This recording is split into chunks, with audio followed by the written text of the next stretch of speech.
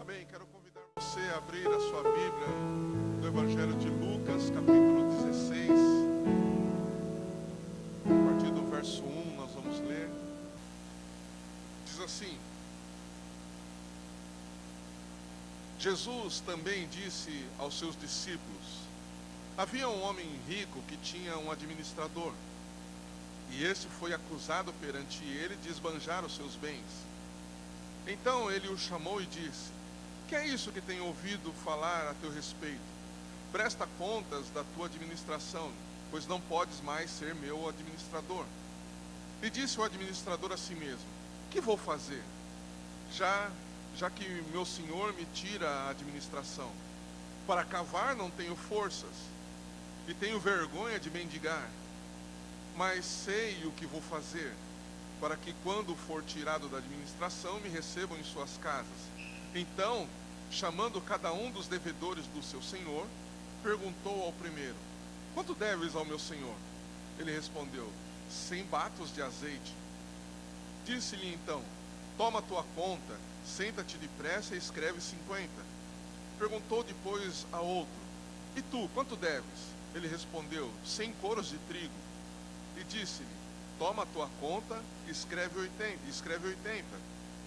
E aquele senhor elogiou o administrador injusto por ter procedido com astúcia, pois os filhos deste mundo são mais astutos para com a sua geração do que os filhos da luz.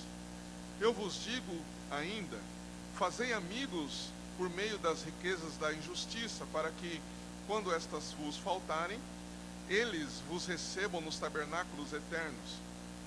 Quem é fiel no pouco, também é fiel no muito.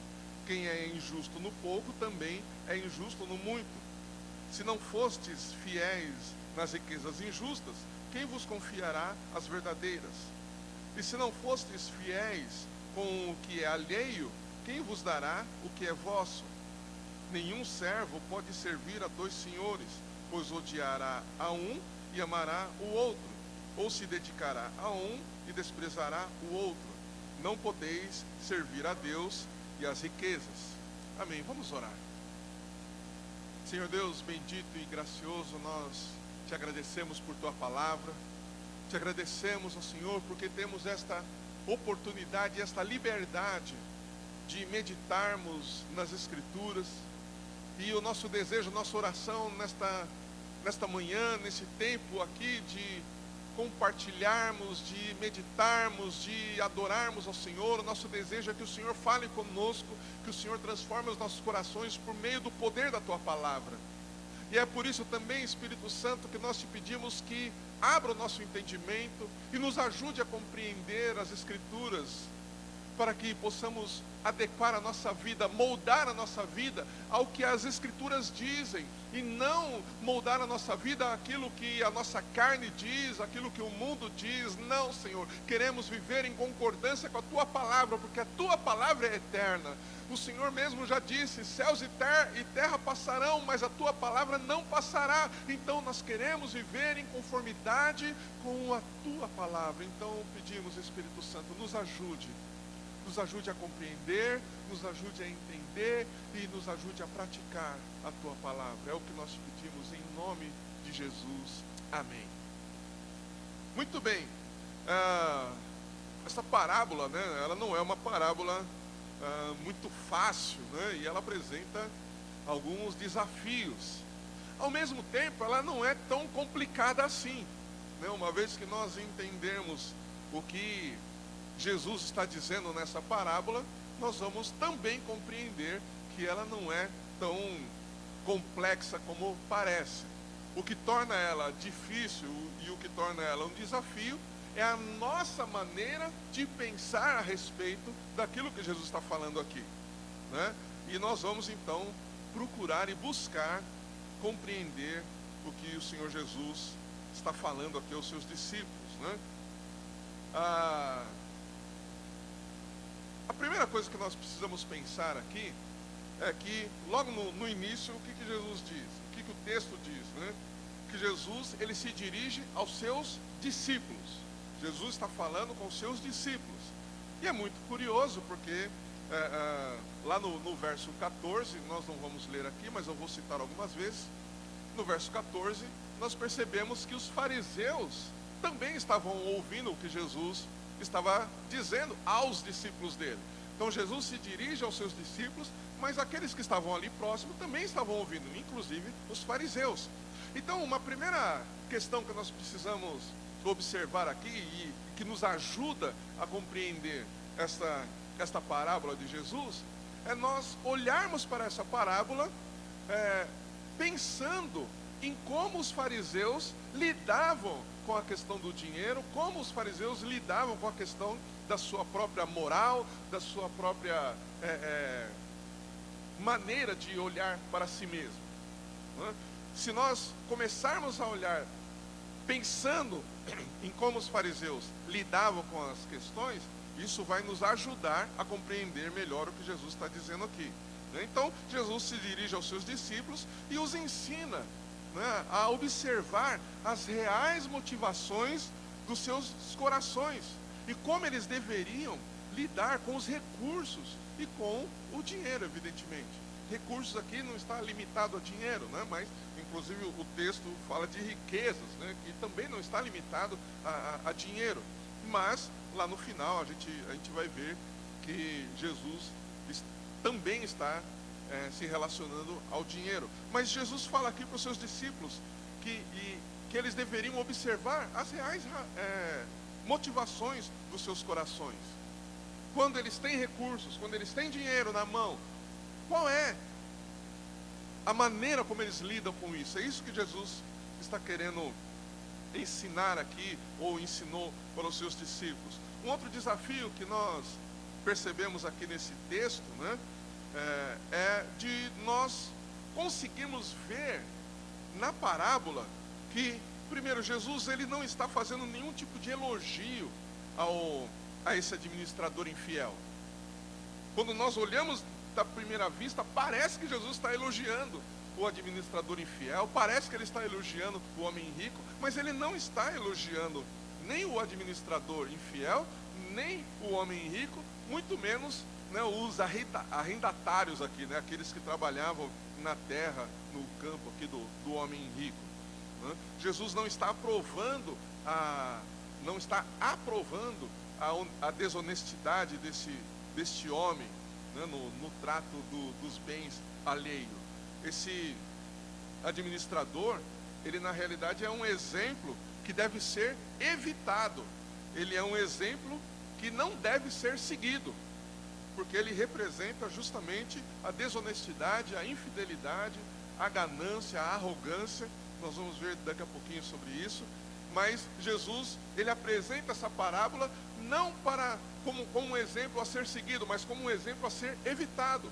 Ao mesmo tempo, nós percebemos também, não só nessa parábola, mas em outras parábolas, que Jesus, ele está fazendo uma distinção da maneira como ele é, da maneira como Deus é, e da maneira como os seus discípulos devem ser.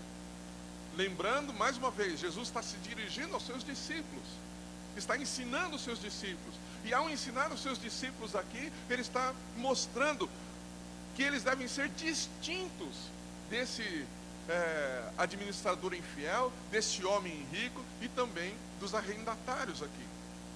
Então, isso fica muito claro, né, que há uma distinção de caráter entre o caráter de Deus e o caráter desse administrador e do homem rico. Uma outra questão que nós devemos ver aqui, que nós podemos ver, que está claro no texto, é que Jesus ensina que é preciso ter responsabilidade no trato e na mordomia com os recursos que Deus coloca nas mãos dos seus discípulos. Nós precisamos ter responsabilidade com tudo aquilo que Ele coloca em nossas mãos. Mais do que falar de negócios, né, aqui nessa parábola, ou da relação entre empregado e empregador, né? Acho que Jesus deixou isso mais para Paulo tratar lá na frente, né? Jesus está falando da natureza perversa desse administrador, que não mede esforços para satisfazer a sua própria carne e desfrutar dos prazeres desta vida, mesmo que para isso ele tenha que mentir, enganar e ser perverso. Vocês conseguem perceber que Jesus está apresentando as características desse administrador infiel, a desonestidade, a infidelidade desse administrador, não é? Veja que Jesus não está colocando aqui se ele é capaz ou não de administrar, porque se ele foi contratado por esse homem rico, pressupõe-se que ele tem sim capacidade profissional para conduzir os negócios ali do homem rico. Ele tem capacidade de administrar de tal forma que os bens daquele homem rico não só iriam ser mantidos, como iriam se multiplicar e gerar lucro.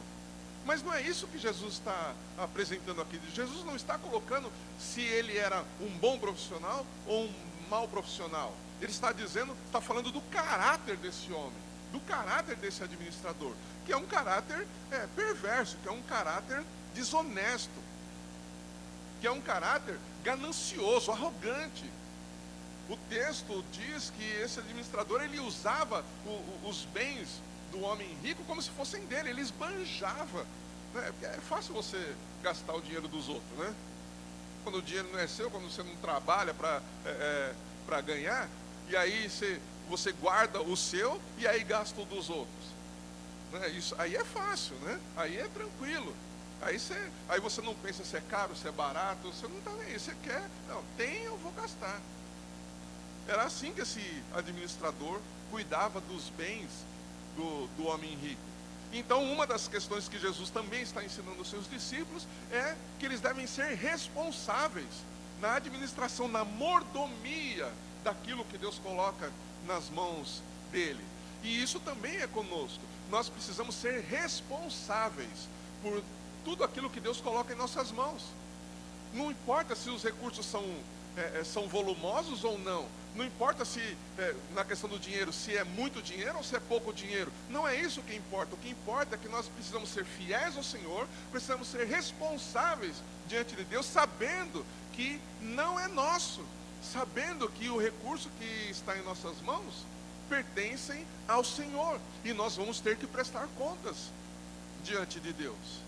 Amém? Muito bem, então, pensando aqui no verso 1, esse homem rico recebe a notícia que esse administrador infiel, ou que o administrador que cuidava das coisas dos seus bens, né, que cuidava dos seus bens, ele não era um bom gestor. Na verdade, ele era alguém que estava enganando o homem rico. E aí ele então chama esse administrador e fala: olha, eu fiquei sabendo que você tem esbanjado aquilo que é meu, tem usado mal aquilo que é meu, e você então vai ter que prestar contas agora de tudo isso. Então vai lá, me traga os cadernos contábeis, eu quero saber direitinho o que está acontecendo, eu quero a prestação de todas as contas, o que estão me devendo, o que os meus campos estão produzindo, quais são os lucros, quais são os prejuízos.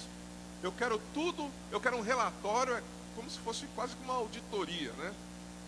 Então, eu quero um relatório de tudo, mas saiba, você vai ser despedido.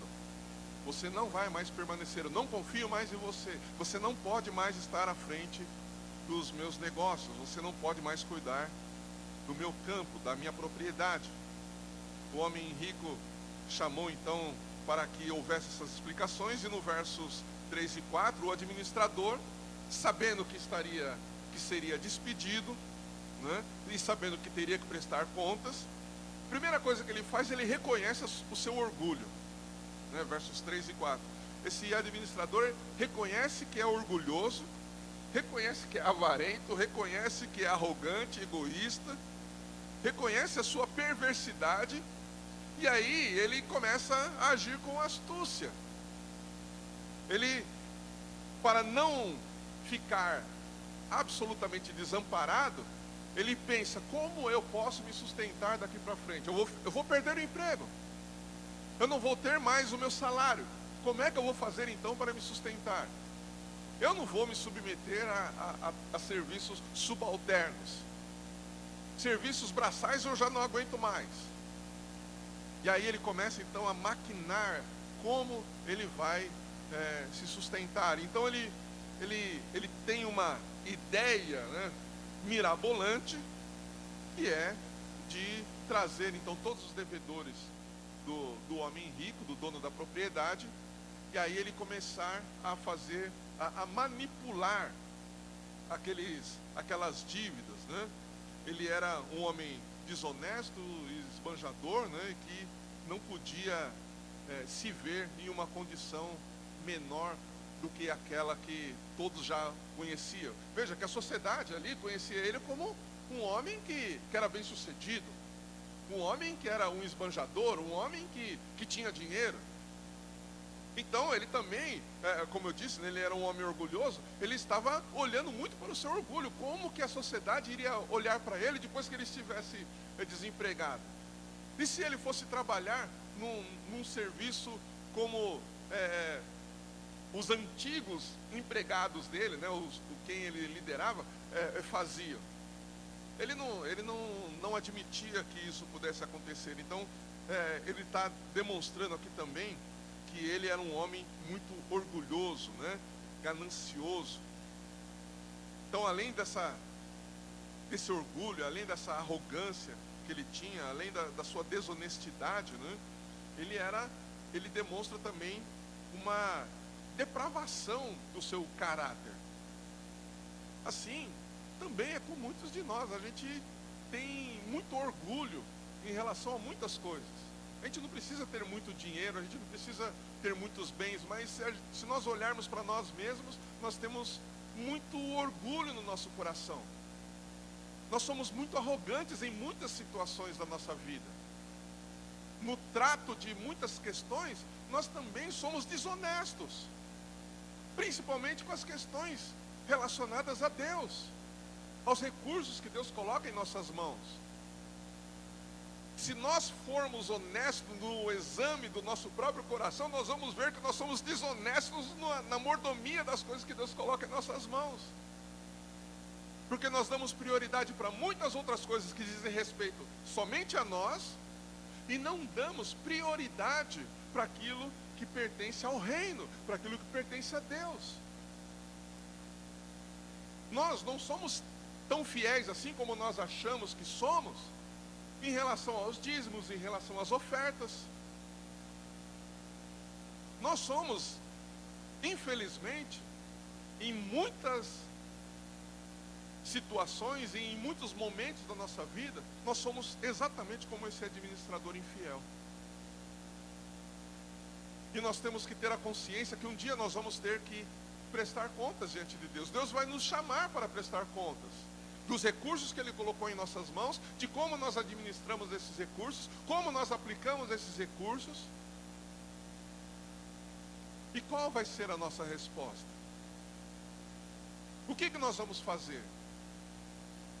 Nós não vamos poder fazer como esse administrador infiel, que chamou os arrendatários aqui, né, do homem rico, e falou: vamos refazer as contas. Nós não vamos poder mentir como esse administrador infiel mentiu. Como eu disse, esse administrador aqui, ele apresentou, né, Jesus está apresentando aqui várias características da sua perversidade, da sua depravação. Algumas dessas características a gente pode até ver Paulo falando, né, quando ele fala lá em Timóteo, até anotei aqui, 2 Timóteo 3, eu vou ler para você. 2 Timóteo capítulo 3, a partir do verso 2, Paulo diz assim, né, algumas características que Paulo descreve, que também a gente pode observar nesse administrador. Paulo fala assim a partir do verso 2: pois os homens amarão a si mesmos. Esse administrador infiel, ele amava a si mesmo. Continuando: serão gananciosos, arrogantes, presunçosos, blasfemos, desobedientes aos pais, ingratos, ímpios, sem afeição natural, incapazes de perdoar, caluniadores, descontrolados, cruéis, inimigos do bem, traidores, inconsequentes, orgulhosos, mais amigos dos prazeres do que amigos de Deus. com aparência de religiosidade, mas rejeitando-lhe o poder.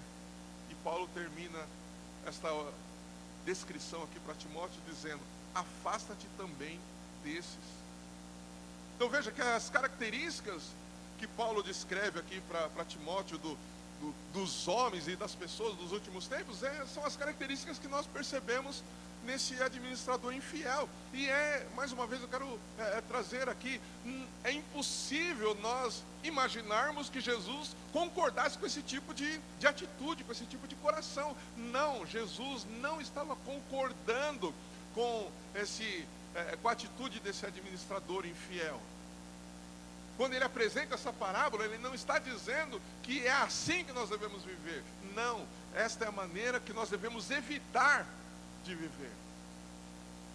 Nós temos que evitar viver dessa forma. Voltando para Lucas 16, os versos 5 ao 7 vão mostrar para nós que além de todas essas características imorais, esse administrador, ele também era mentiroso. E o ponto central aqui desses versos 5 ao 7 é que ele usa a sua astúcia para comprar favores. Tudo que esse administrador fez foi para comprar favores, né? E a gente pode assemelhar essa atitude como uma atitude de corrupção. Ele estava corrompendo aqueles arrendatários. Ele estava corrompendo os devedores do homem rico, né, que era o dono da propriedade. E com isso ele visava garantir que no futuro, olha, aí está a astúcia. Ele estava tentando garantir que no futuro, esses que ele estava diminuindo a dívida, né, os valores, só abrindo um parênteses aqui, essas dívidas, esses valores eram um acordo, era um tipo de contrato que já havia entre os arrendatários e o dono da propriedade.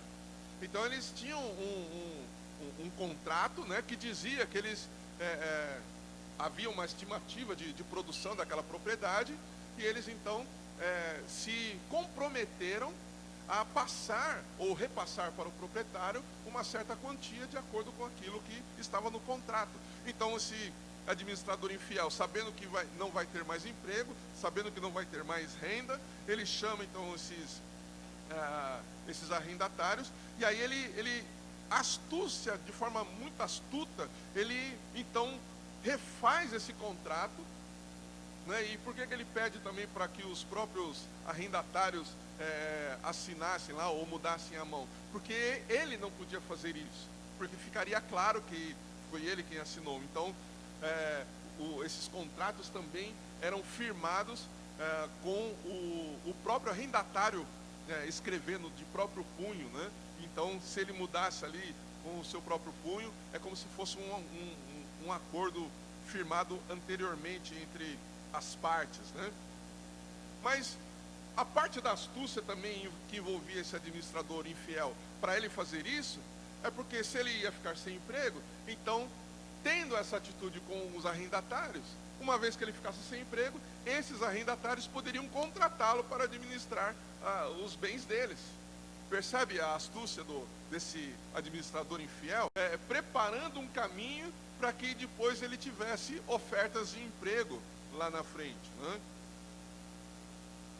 E toda essa trama, o administrador mostra o tempo todo que ele só estava pensando em si mesmo. Ele era extremamente orgulhoso, presunçoso, ele só pensava em si, né? E pensar em si mesmo também é uma característica de quem é ganancioso, de quem tem amor ao dinheiro, né? Que é o que Jesus vai falar logo no final. Então quem tem amor ao dinheiro, ele também só pensa em si mesmo, ele pensa em como gastar para si mesmo, como esbanjar para si mesmo, como ter prazer através dos bens e riquezas que ele tem, né? Uma pessoa gananciosa é mesquinha. Uma pessoa gananciosa, ela gosta de ostentar, né, aquilo que tem, e às vezes ostenta para os outros aquilo que nem é dele, né? Como foi o caso desse administrador infiel. Ele ostentava com os bens do patrão, sabe, aquele cara que ele, a sua função, a sua profissão é ser motorista. E aí o patrão deixa ele, como ele é motorista, o patrão deixa ele ir para casa para casa dele com o carro, né, do patrão. Mas daí ele sai no bairro dele lá, né, todo mundo só tem fusquinha, e ele aparece com Mercedes, e ele aparece com a Mercedes como se a Mercedes fosse dele. E aí ele fala, não, porque é meu carro. Daí ele para lavar o carro, né, ele põe o carro para fora na rua, aí fica lá, põe o som alto, como se fosse dele. Ele fica esbanjando com os bens dos outros. Existem pessoas que são assim, que ela esbanja com os bens dos outros, fica ostentando com aquilo que não tem. A mente de uma pessoa gananciosa, né, a mente e o coração de uma pessoa gananciosa, ela nunca pensa nas necessidades dos outros, nunca pensa nas necessidades dos irmãos. Ela não tem no seu radar as necessidades da própria igreja. Ela não tem no seu radar as necessidades dos irmãos que estão próximos dela, nem das pessoas que estão próximas. Ela só pensa em si mesma. Ela só pensa em gastar para aquilo que lhe dá prazer. Ela pensa 2, 3, 4, 5 vezes quando tem que pôr a mão no bolso para abençoar uma pessoa, para ajudar alguém. Ela reluta com isso. Uma pessoa gananciosa e mesquinha, ela é assim. Ela não pensa em investir no reino de Deus.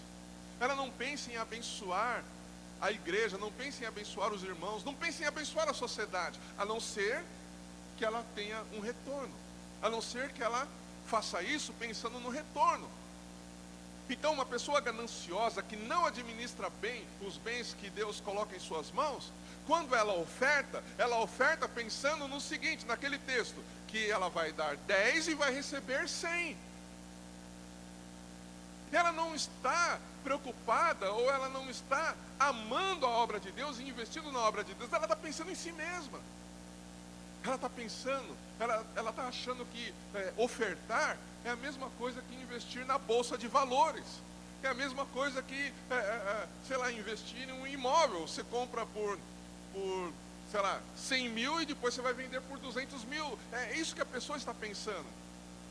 Uma pessoa gananciosa, mesquinha, que ostenta, uma pessoa que é infiel ao Senhor, uma pessoa que não administra bem os recursos que Deus coloca em suas mãos, uma pessoa que não pensa no reino, ela só está pensando em si mesma. Então ela dá 10 porque ela quer receber 100, ou ela quer receber 1000 ou 10 mil.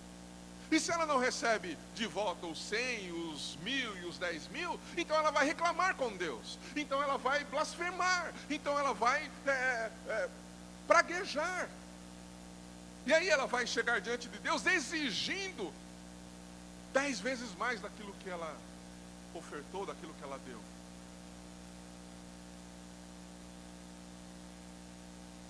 Uma pessoa que é assim, ela é uma pessoa perversa. O texto bíblico diz isso, que é uma pessoa perversa. Verso 8, aparece aí novamente o homem rico, né? Ele apareceu no verso 1 e agora ele aparece novamente no verso 8. E aí ele aparece elogiando a astúcia do administrador. Agora, por que esse homem rico, né, o dono da propriedade, ele elogia a astúcia do administrador? Não é porque ele estava concordando, né? Fala, puxa, que legal, esse cara realmente é esperto.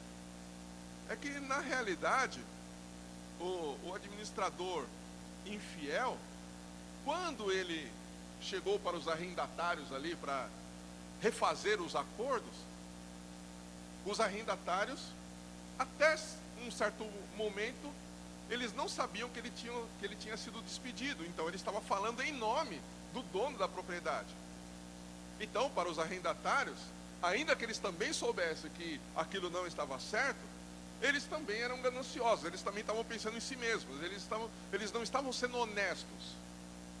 Mas ainda assim eles falaram, bom, vou ter uma vantagem aqui, então se eu devo 100 e aí eu vou colocar 80, então vai sobrar mais 20 para mim. Então eles também estavam sendo gananciosos, eles também estavam pensando em si mesmos, né? Eles também eram orgulhosos. Então esse administrador infiel, quando ele se apresenta lá para os arrendatários, ele vai em nome do dono da propriedade. Agora, que efeito isso teria ou teve, né, entre os devedores? Para os devedores, num primeiro momento, o dono da propriedade, ele estava agindo com misericórdia, ele estava sendo bonzinho. Porque também não era incomum naquela época, principalmente quando haviam dificuldades, os donos, né, de propriedades diminuírem ou postergarem a dívida dos seus arrendatários para que eles pudessem passar por aquele momento difícil com um pouco mais de facilidade, com um pouco menos dificuldade, né? Então não era incomum acontecer isso. Então, para os arrendatários ali, o dono da propriedade, ele estava agindo com misericórdia. Ele estava, puxa, talvez as coisas não estejam tão boas assim, né? O texto não diz claramente, mas então talvez ele esteja aliviando um pouco a nossa carga tributária, vamos dizer assim, né? Está diminuindo um pouco os impostos sobre nós, não é um imposto aqui, né? Mas está diminuindo um pouco a nossa dívida para dar um alívio, dar um respiro para nós. Puxa, o cara realmente, ele é gente boa. O dono aqui da propriedade é gente boa. Puxa, que bom. E eles foram lá. É claro que eles sabiam que também não estavam sendo absolutamente honestos, estavam se aproveitando da situação. Mas aí é que está a grande astúcia, né, do administrador infiel. Porque ele constrói uma imagem do homem rico diante dos arrendatários, que no fim vai favorecer a ele mesmo. Por quê? Para os devedores, né, como eu disse, esse homem rico ele acaba tendo a imagem de benfeitor, né, por causa da sua generosidade, está sendo generoso, né, perdoando parte das dívidas. Mas, por outro lado, esse administrador ganha a simpatia desses devedores e coloca o dono da propriedade em uma situação difícil. Porque ao descobrir que essa trama foi realizada, ao descobrir que o administrador infiel fez toda esse manejo, né, essa pedalada fiscal, vamos chamar assim, lembrei de tempos não tão remotos assim. Se ele vai punir o administrador infiel, como que fica a imagem do dono da propriedade com os arrendatários? Fala, peraí, num primeiro momento ele é generoso, num primeiro momento ele é bondoso com a gente, agora ele está sendo cruel de novo, agora ele está colocando mais imposto sobre nós, ele está trazendo de volta as dívidas que nós temos. Se o dono da propriedade revoga aquilo que o administrador infiel fez, a sua imagem perante a sociedade ficaria arranhada. E como um homem orgulhoso que ele também era, ele não queria isso. Então, quando ele elogia a atitude e a astúcia do administrador infiel, na verdade ele está falando, olha, você me colocou numa situação em que eu não posso sair. Se eu não aprovar aquilo que você está fazendo, eles vão pensar mal de mim. A minha reputação na sociedade vai ficar ruim. Ao mesmo tempo, você deu um jeito de não ficar desamparado, não é? Então, percebe o que o administrador infiel fez e por que o homem rico, o dono da propriedade, ele não foi austero com esse administrador infiel, mesmo despedindo ele? Na realidade, o dono da propriedade estava sendo irônico. Ele estava sendo irônico com o administrador infiel. Mas nós podemos ver também, né, que a desonestidade desses arrendatários mostrava que todos os três, tanto o administrador infiel, como o dono da propriedade, como eles próprios, os arrendatários, eles tinham a mesma condição de caráter moral depravado. Eles eram também orgulhosos, eles eram arrogantes. Ao final do verso 8, né, o final do verso mostra que aqueles que pensam somente nesta vida vão administrar seus recursos financeiros com muito mais sabedoria do que os filhos da luz. Pois o ponto que Jesus está colocando aqui é justamente que eles estão pensando no futuro. O administrador infiel estava pensando no seu futuro. E são coisas que muitas vezes nós, como cristãos, não fazemos. A gente não pensa no nosso futuro. A gente não pensa no nosso futuro diante de Deus. A gente não pensa no nosso futuro na eternidade. A gente quer estar lá, mas a gente não faz nada que possa proporcionar um futuro ou uma vida na eternidade de acordo com aquilo que Deus realmente planejou para nós. O pastor Silvio já algumas vezes já falou aqui para nós a respeito de que o céu não vai ser a mesma coisa para todo mundo. Muitas vezes o pastor Silvio também já citou aqui de que os tijolos, né, a construção que está sendo feita lá é claro que numa alegoria, né, a construção que está sendo feita lá no céu, quem está mandando o material somos nós, a maneira como nós vivemos, as mansões, né? Alguns vão ter mansões, outros, sei lá, vão ter uma casa mais pequenininha ali, talvez caiba só ele lá, né?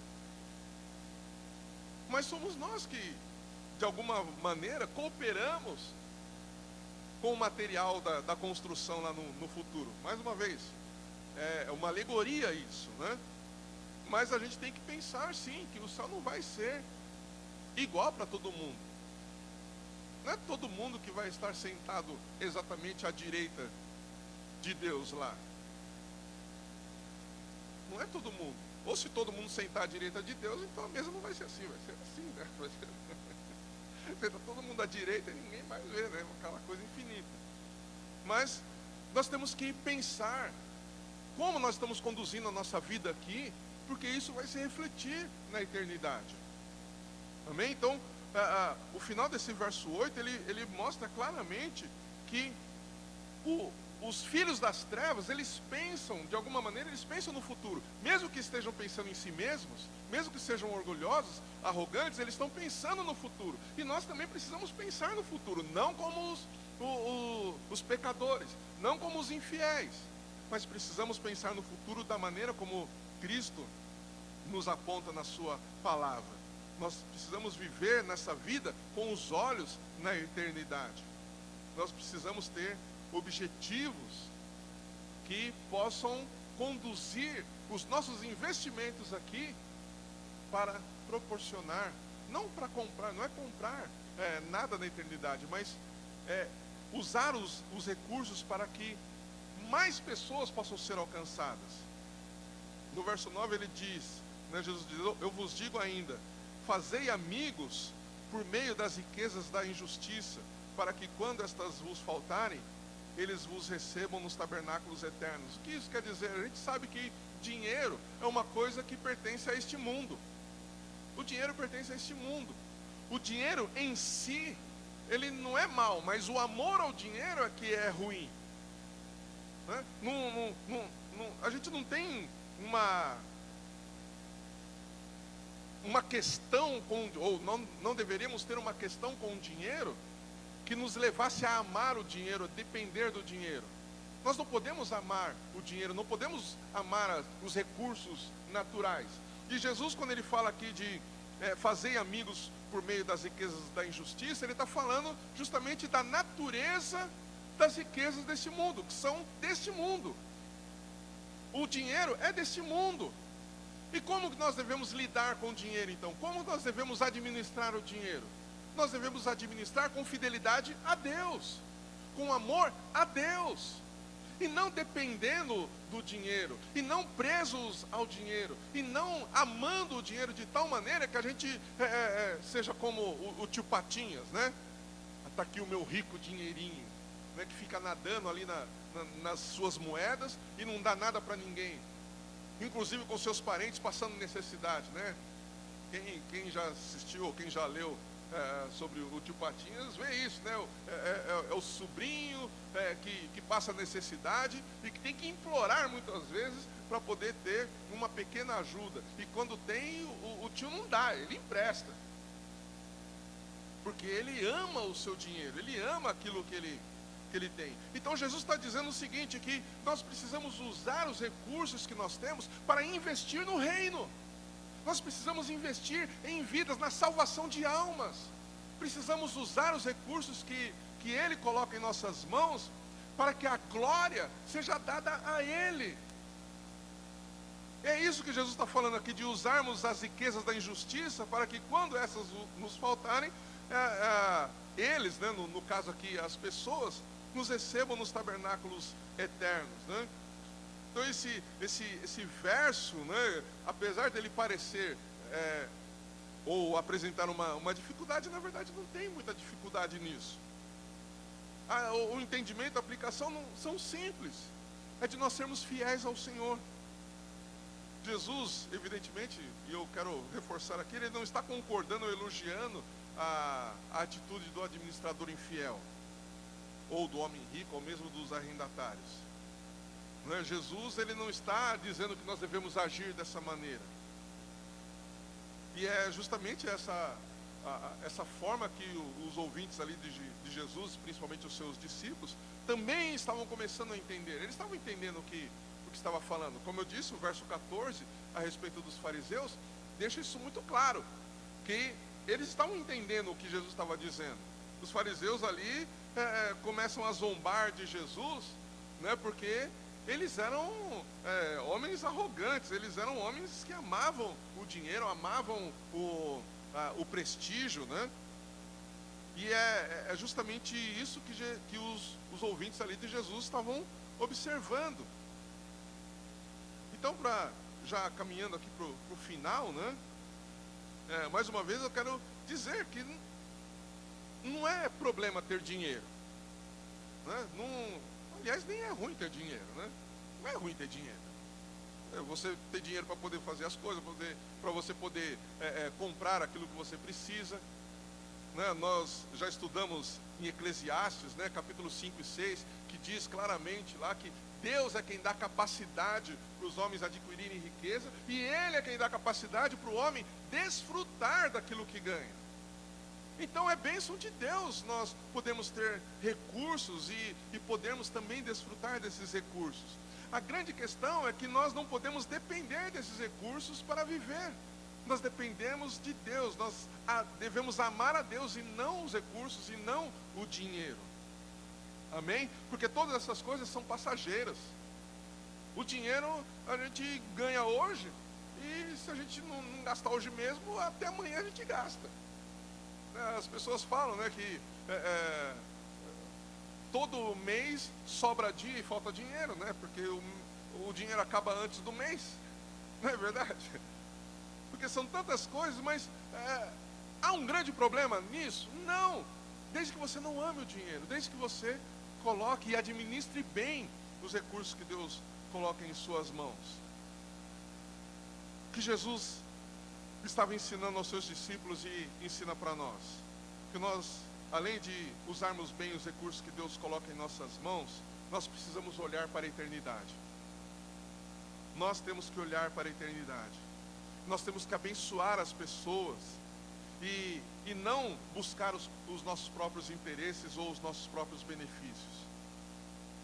Temos que nos lembrar, mais uma vez, que nós somos mordomos de tudo aquilo que Deus coloca em nossas mãos. Então nós temos que fazer com que esses recursos, esses bens, se multipliquem para a glória de Deus, usando esses recursos, usando os bens financeiros, né, que são de origem deste mundo, para realmente ganhar vidas, alcançar pessoas.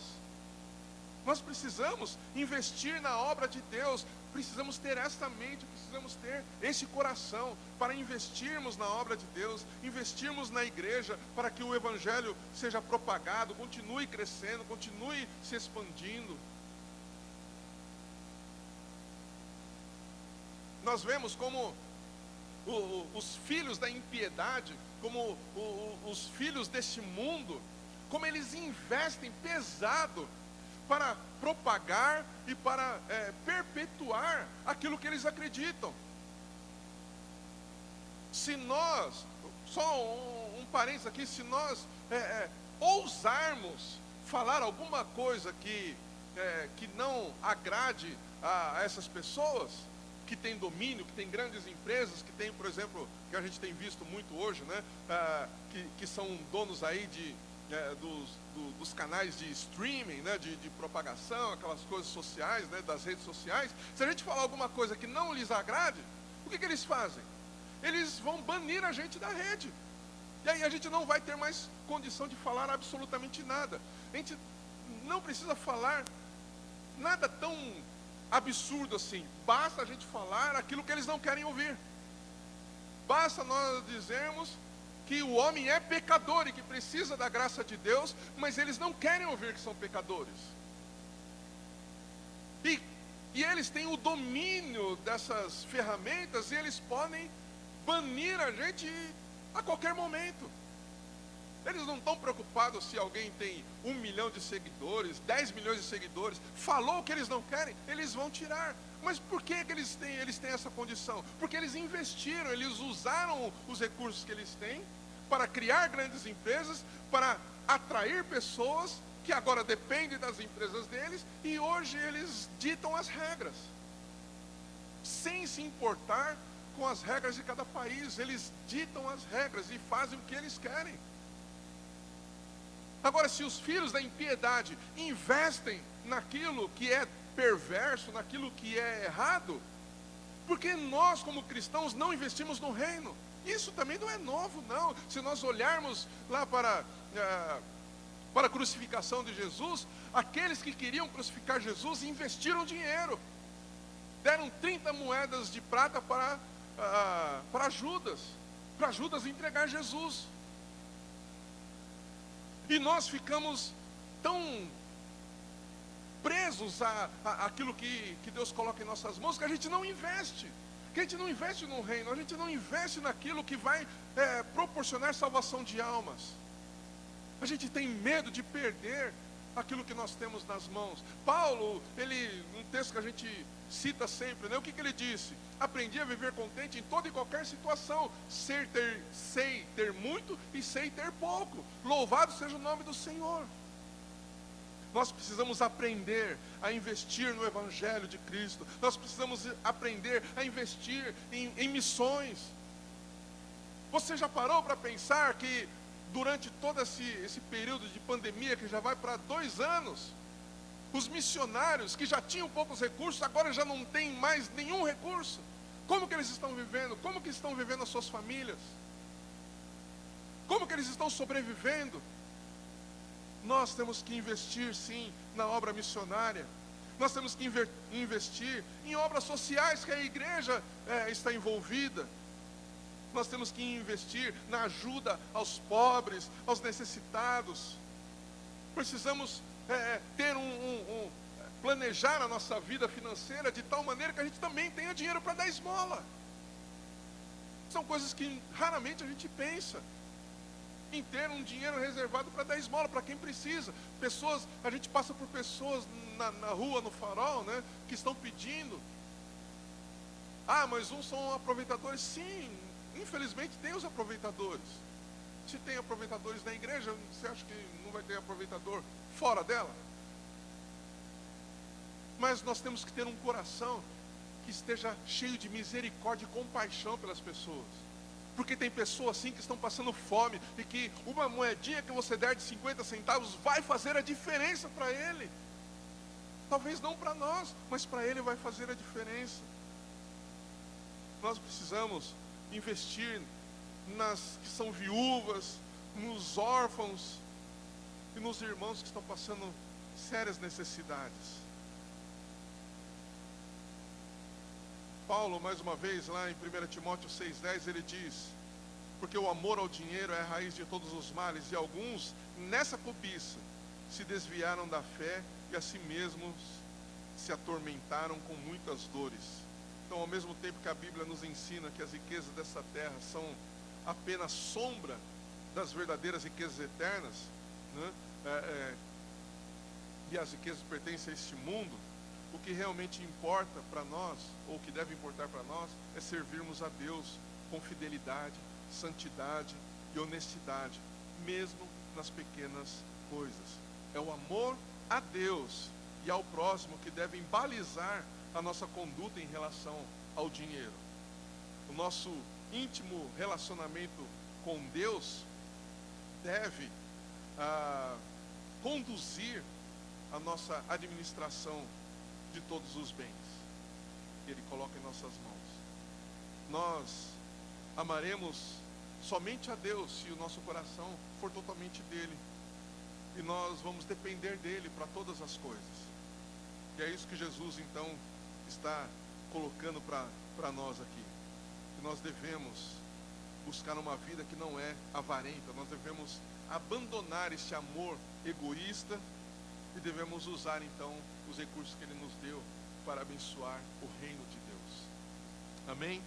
Então que nós tenhamos essa firme determinação de abandonar o amor egoísta, de abandonarmos o amor ao dinheiro e servirmos a Deus com fidelidade e amor. O verso 13, que Jesus fala aqui, terminando, ele fala: nenhum servo pode servir a dois senhores, pois odiará a um e amará o outro, ou se dedicará a um e desprezará o outro. Não podeis servir a Deus e às riquezas. Aqui é mamon. Que nós possamos fazer uma escolha de servir a Deus e sermos bons administradores dos recursos que Ele coloca em nossas mãos, e que usemos esses recursos para investirmos no reino, investirmos na eternidade. Amém? Vou convidar você a ficar de pé. Nós vamos orar. Convido você a pensar em como está o seu coração em relação às coisas que Deus coloca em suas mãos, aos recursos que Ele coloca em suas mãos. E que nessa oração você possa então pedir ao Senhor que livre o seu coração e a sua vida, a sua mente do amor ao dinheiro, às riquezas, e que você tenha uma disposição para investir no reino, para investir e abençoar pessoas, para usar os recursos que você tem em suas mãos, para que vidas sejam alcançadas, para que vidas sejam salvas, e que seu coração se volte para a eternidade, não para as coisas passageiras desse mundo. Amém? Vamos orar. Senhor Deus, obrigado por Tua palavra, obrigado por nos ensinar que nós não dependemos do dinheiro que temos em nossas mãos, nós dependemos do Senhor. A Bíblia fala e nos ensina que todo ouro e toda prata pertence ao Senhor, e que é inútil nós tentarmos reter qualquer coisa para nós. Como estamos estudando no livro de Jó, ele declarou: nu eu vim para este mundo e nu voltarei. Nada nesta terra eu poderei levar quando o Senhor me chamar. Mas enquanto estou aqui, eu te peço que me ajude a administrar de forma fiel ao Senhor os bens que o Senhor coloca em minhas mãos. Não importa se é muito ou se é pouco. Me ensina a ser fiel no pouco e me livre de pensar em ser fiel no pouco, mas no muito. Não, Senhor, eu não quero ser fiel no pouco almejando muito. Eu quero ser fiel no pouco porque eu te amo. E quando o Senhor então se aprouver ao Senhor me colocar sobre um muito, eu quero continuar sendo fiel, mas por amor a Ti e não porque eu tenho muito. Dá-nos esse coração, Senhor. Dá-nos esse coração desprendido das coisas deste mundo. Faça-nos olhar para o nosso próximo e perguntar para o Senhor como que aquilo que o Senhor colocou em minhas mãos pode ser um instrumento para abençoar o meu próximo que está necessitado. Como